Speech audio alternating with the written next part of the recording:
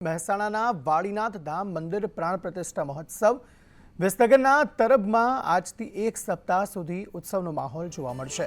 ભવ્ય જળ યાત્રા સાથે મહોત્સવનો પ્રારંભ કરવામાં આવશે।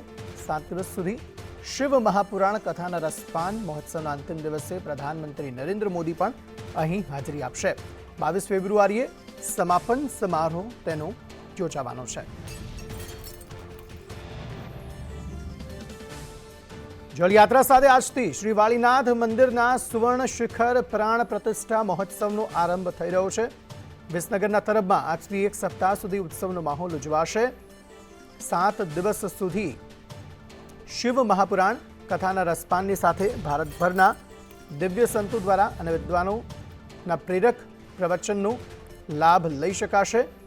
દરરોજ રાત્રે લોક ડાયરા સાથે 2 ટાઈમ ભોજન પ્રસાદનું પણ આયોજન કરવામાં આવ્યું છે અને મહોત્સવના અંતિમ દિવસે બપોરે 1 કલાકે વડાપ્રધાન મોદી અહીં હાજરી આપશે। 22 ફેબ્રુઆરીએ આ કાર્યક્રમનો સમાપન સમારોહ યોજાવાનો છે। મોટી સંખ્યામાં જે લોકો છે તે આ ઉત્સવમાં જોડાશે। તરબમાં 1 અઠવાડિયા સુધી હવે ઉત્સવનો માહોલ જોવા મળશે। પ્રાણ પ્રતિષ્ઠા મહોત્સવને લઈને મોટી સંખ્યામાં લોકો અહીં જોડાવા માટે થનગની રહ્યા છે। મહેસાણાના વાળીનાથ ધામ મંદિર પ્રાણ પ્રતિષ્ઠા મહોત્સવને પગલે તરબમાં આજથી એક સપ્તાહ સુધી ઉત્સવનો માહોલ જોવા મળશે। ભવ્ય જળ યાત્રા સાથે આ મહોત્સવનો પ્રારંભ થશે અને 7 દિવસ સુધી શિવ મહાપુરાણ કથાનું રસપાન પણ લોકોને કરવા મળશે। પાયલ યાદવ આ અંગે વધુ માહિતી સાથે જોડાયા છે। પાયલ, જણાવશો શું વધુ વિગતો આ સમગ્ર મામલે અને કેવો માહોલ હાલ ત્યાં?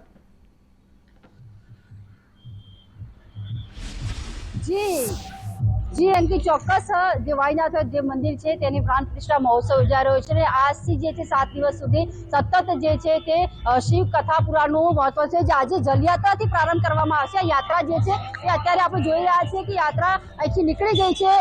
જે હાઈવે છે વાળીનાથ ત્યાંથી ભવ્ય જલયાત્રા સાથે મહોત્સવનો પ્રારંભ જે છે તે કરવામાં આવે છે। 7 દિવસ સુધી મહાપુરાણ કથાના રસપાન સાથે ભારત વર્ષના દિવ્ય સંતો દ્વારા અને વિદ્વાનો દ્વારા પ્રેરક પ્રવચનોનો લાભ જે છે તે લેવામાં આવશે અને દરરોજ રાત્રે લોક ડાયરા સાથે 2 ટાઈમ ભોજન પ્રસાદનું પણ આયોજન કરવામાં આવ્યું છે। ત્યારે 22 તારીખની વાત કરીએ તો 22 તારીખે વડાપ્રધાન શ્રી જે છે તે પધારવાના છે। ગૃહમંત્રી જે અમિત શાહ જે છે તે પણ પધારવાના છે। ત્યારે સીએમ સહિતના મહાન નેતાઓ જે છે તે પણ જે મહાનુભાવો પણ અહીંયા હાજરી આપવાના છે અને ત્યારબાદ 22 તારીખે 12 વાગ્યાની આસપાસ જે છે તે વડાપ્રધાન પધારશે અને જ્યાં જે મહોત્સવ જે છે તેની પૂર્ણાહુતિ જે છે તે કરવામાં તેમના હસ્તે કરવામાં આવશે। ત્યારે તમામ તૈયારીઓ થઈ ગઈ છે। જળયાત્રાનો પ્રારંભ કરી દેવામાં આવ્યો છે અને આ જે વાળીનાથ ભગવાનની જે મહોત્સવ જે છે તેનો પ્રારંભ આજથી થઈ ગયો છે અને 22 તારીખ સુધી આ પ્રોગ્રામ જે છે તે યોજાશે અને જે 50 લાખથી પણ વધુ ભક્તો જે છે તે દર્શન કરવા આવશે તેમને લઈને